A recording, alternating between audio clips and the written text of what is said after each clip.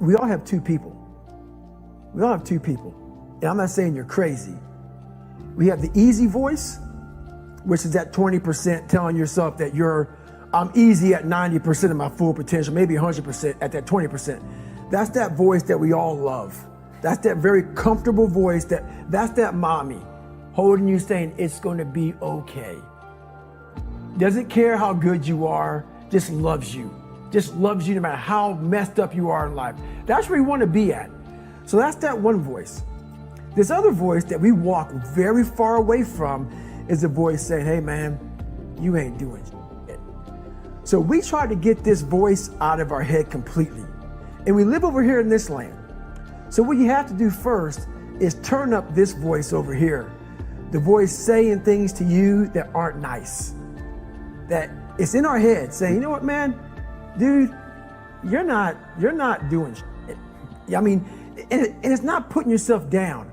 People take this the wrong way in this new society. I'm not saying to put yourself down. I'm saying listen to the truth. And the truth isn't in the 20%. The truth is in this other part of your brain saying, look, man, you're wasting a bunch of percentage here. We have 80 more percent that we're not tapping into because in this other 80% is suffering, pain, failure, self-doubt, darkness, and then a whole bunch of light. But to get to this light, you gotta go through all of this shit. So a lot of us know that. I can get over here, but over here, man, this is much better because I gotta go through this journey that is not fun. This from 20 to 100%, this in between is not fun. So we decide to live over here. So everybody goes, how do you do that? You know exactly how to do that. You know exactly, it's not a magic trick. There's nothing I talk about in that book that's a magic trick. It's all back down to a very primitive mindset of we just have to do. It's like breathing.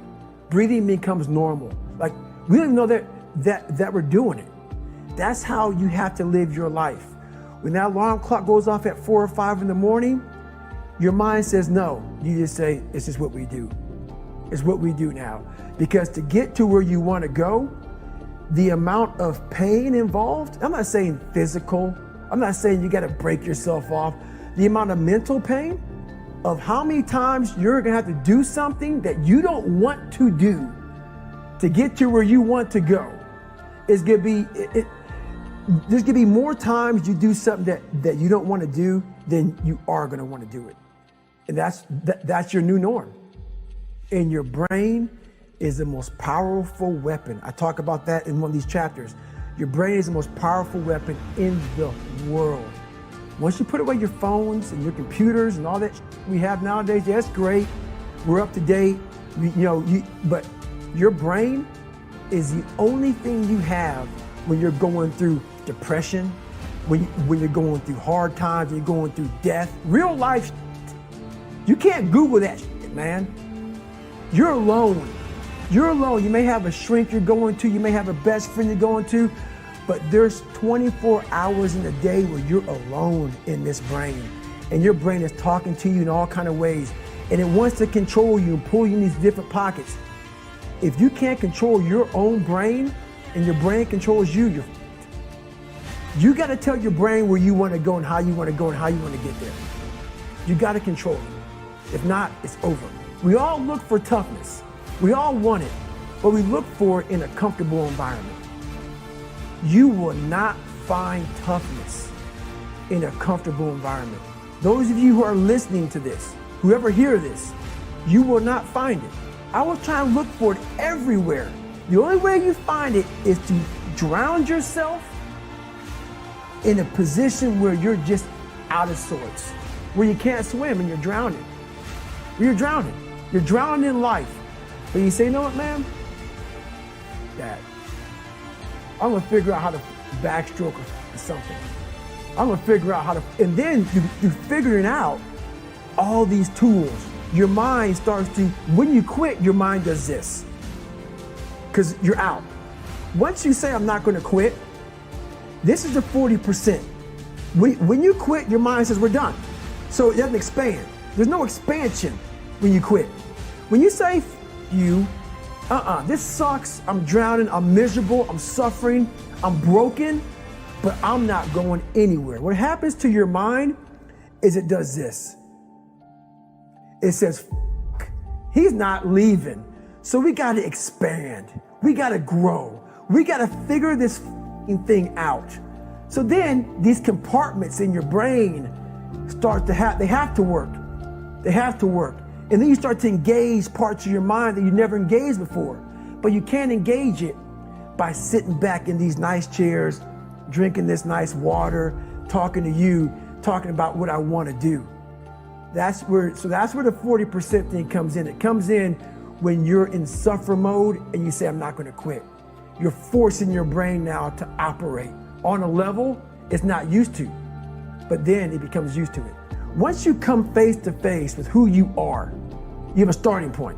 All right, I'm not real smart.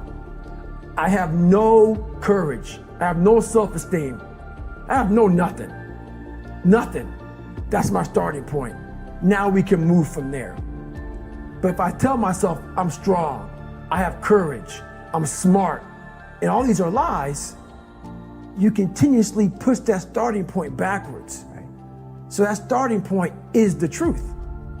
The no bullshit truth that only you can tell yourself. Literally, I started feeling victory just by putting myself in the battle. It wasn't about going to Navy SEAL training. It wasn't about being the 23rd guy in that chair.